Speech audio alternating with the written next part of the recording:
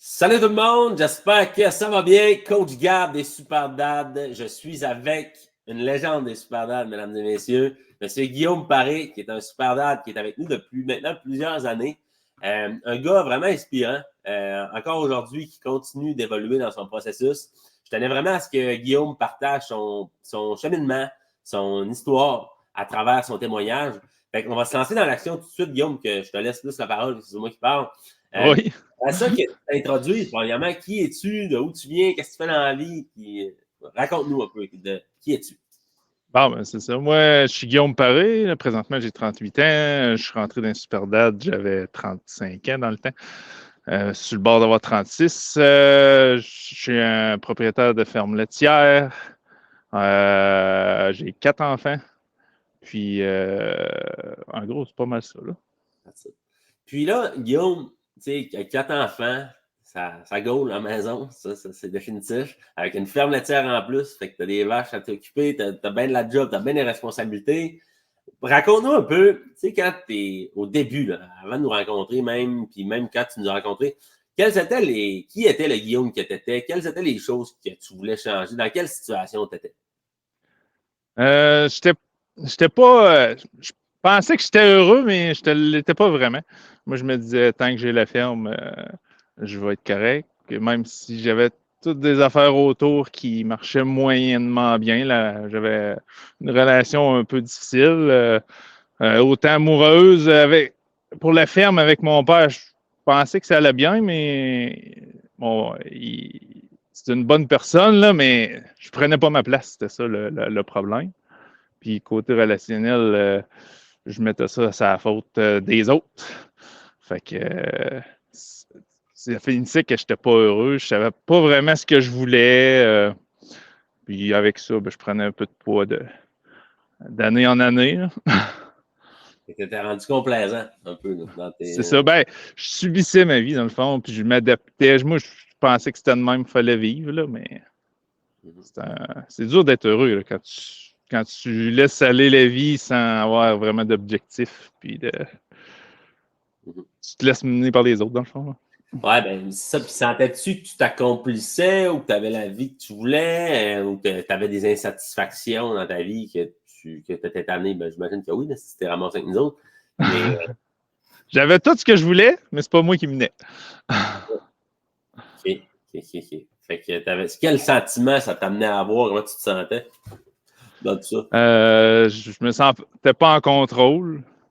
Pas que j'aime ça contrôler les autres, mais j'aime ça travailler avec les autres et non travailler pour les. Ben, je sais pas comment le dire, là, mais j'aime pas ça, là, pas être en contrôle ou au moins savoir où est-ce que je m'en vais. C'est plus ça, là. Ouais. Puis là, tu nous as rencontrés. Où est-ce que tu nous as vu passer? Sur Internet? Moi, j'avais un de mes chums qui est agriculteur aussi, là, qui avait eu une grosse perte de poids. Là. Ouais, Pascal Ludon. Puis moi, j'avais commencé à m'entraîner comme 6 mois avant. Ma cousine est kinésiologue, elle me faisait des programmes d'entraînement, fait que j'allais m'entraîner, puis je trouvais que ça me faisait du bien. L'objectif, c'était pas en tout de perdre du poids, là, c'était juste comme c'est pour me faire du bien. Puis là, il y avait eu les gyms ont fermé en octobre, mais t'as dit je vais continuer, ça me fait trop du bien, puis finalement j'avais arrêté. Puis quand j'ai été arrivé pour mettre mon uniforme de pompier pour fêter un 30 ans d'un des pompiers par chez nous, je suis pompier volontaire aussi, histoire de s'occuper comme il faut. C'est un uniforme que j'avais acheté en 2009, mais on le met pas souvent cet uniforme-là, puis il est flambant neuf quasiment. Là. Fait que j'étais arrivé pour le mettre, puis il rentrait serré, puis pas mal serré. Je l'ai mis pareil, là, mais il rentrait serré. Fait que là, je m'étais dit, j'ai deux options, soit je le change ou je change. Fait que là, c'est là que j'ai communiqué avec mon chum, j'ai dit, là, c'est quoi, tu m'avais parlé l'autre fois, le groupe de papa, là. Fait que là, il m'a mis en communication avec Caleb dans le temps, là, puis c'est là que ça a décollé.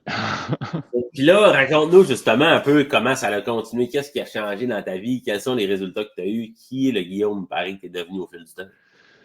Ben là, c'est ça. Moi, j'avais découvert l'entraînement un petit peu avant, puis je trouvais que ça me faisait du bien mentalement. Après ça, ben, j'avais un petit peu quelques livres en trop, là. Fait que la première année d'un Superdad, j'ai perdu 30 livres, me semble.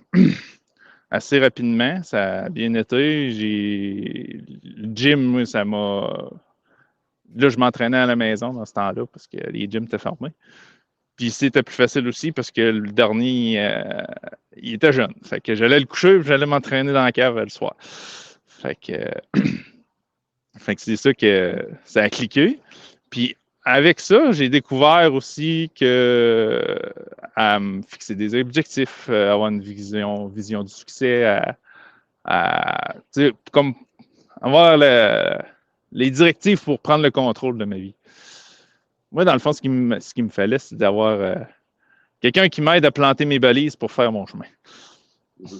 That's it. Excellent. Puis là, où est-ce que tu es rendu? Comment ça va? Qu'est-ce qui a changé? Et avec les enfants, je veux savoir quel impact ça a eu sur tes enfants. C'est ça qui m'intéresse de comprendre. Parce que, toi, je comprends que tu as changé en tant qu'individu définitivement, puis parce que je suis rendu que je te connais bien, là, mais puis je te vois encore, mais quel impact tu vois que ça a sur ta famille et tes enfants? Les enfants, il y en a qui. Ben, à cet âge, je les emmène au gym. Parce qu'ils m'ont souvent demandé on aimerait ça aller au gym avec toi. Puis là, ça a donné qu'il y a un coach, un qui s'occupe du gym pas loin de chez nous, dans le village. Il savait que je m'entraînais. Fait qu'il m'a dit hey, je fais des bootcamps le samedi, voudrais-tu venir? Puis, fait que là, au début, je dis, il faut regarder les enfants. C'est sûr que le dernier, je le fais garder, là, à 3 ans, t'es un peu jeune, là, mais les autres à 12, 11 puis 9 ans, ils sont capables de venir. Fait que là, j'ai dit, garde. J'ai dit, moi, il ne me dérange pas d'y aller, mais si j'y vais, c'est avec les enfants. J'ai dit, sinon, je n'y vais pas. J'ai dit, je vais être obligé de les faire garder une fin de semaine sur 2, parce que ça, on est séparés. Là. Mais, fait que là, j'ai dit, puis je veux pas ça. Moi, je veux passer du temps avec les enfants. Fait que là, il a dit, je vais penser à ça. Puis ils m'ont revenu une semaine après, puis hey, c'est une bonne idée, je trouve, qu'est-ce que tu as fait, là, qu'est-ce que tu m'as suggéré. Fait que là, il s'est mis il a envoyé une feuille dans toutes les écoles de la région pour inciter le monde, puis ça l'a influencé mes enfants, puis ça a influencé d'autres, parce qu'il y en a d'autres qui viennent au gym. On est. Ça varie tout le temps, là, mais il y a les 3 miens, là, puis il y en a tout le temps 2, 3 là, qui viennent avec leurs parents. Là. S'entraîner le samedi. Moi, là, Guillaume, ce que tu viens de dire là, c'est l'essence de toute la signification du changer le monde un père à la fois, notre mission. Parce que c'est un peu toi l'instigateur de ça, puis tu en as parlé de ta réalité de papa, que tu veux passer du temps avec tes enfants, tu étais devenu un gars actif, les enfants sont venus, l'entraîneur a pris l'initiative d'inviter les autres, tant qu'il en a invité un, on en a invité d'autres. Là, ça se propage, puis ça a un impact positif sur plein de monde autour de toi. Fait c'est fantastique, moi, je trouve, de voir. Puis là, tu sais, c'est de montrer aux enfants à être actifs, non seulement, oui, dans les sports intrascolaires, à l'école, dans les équipes sportives, mais à la maison, avec les parents, faire l'activité physique, les inclure. Tu sais, souvent, des fois, on pense que c'est la famille, le sport, c'est deux choses comme séparées, mais ça peut être quelque chose qui se fait ensemble même. Oui. Good job. Puis même, j'ai commencé à les inscrire. À cette heure, ils veulent y aller à toutes les fois. Oui, il y avait la course de Superdad, mais le 2 km au demi-marathon de Lévis, on l'a refait encore cette année. Là, je regarde pour peut-être une trail ou un autre là, durant l'été. Je n'ai pas décidé encore. Là. Mais je les incite, ils ont des médailles, puis ils sont contents. À Noël, je les ai donné des petits racks à médailles avec le nom. Là. Fait que là, il dit, là, papa, il va falloir le remplir. Pas de trouble. J'ai 2 dernières questions pour toi, Guillaume. La première, c'est, tu as couru un marathon l'octobre dernier. Tu as fait un marathon. Aurais-tu cru que tu aurais été capable de courir un marathon quand tu étais le Guillaume Paré d'autrefois? Non. Moi, je courais au secondaire, puis là, il sait ça. Là, on ne dira pas ça. Là. Ouais. Surtout cet été. Là. Ouais. Je t'ai inscrit à un marathon encore de Drummondville en mai. Tu sais, pourquoi je pose cette question? Ouais, vas-y, finis ce que tu dis. Puis un ultra trail de 45 km à Tadoussac en septembre. Pourquoi je pose la question, c'est que des fois, on pense tellement qu'il y a des choses qui sont impossibles, inaccessibles pour nous, mais notre seule limite, c'est nous-mêmes.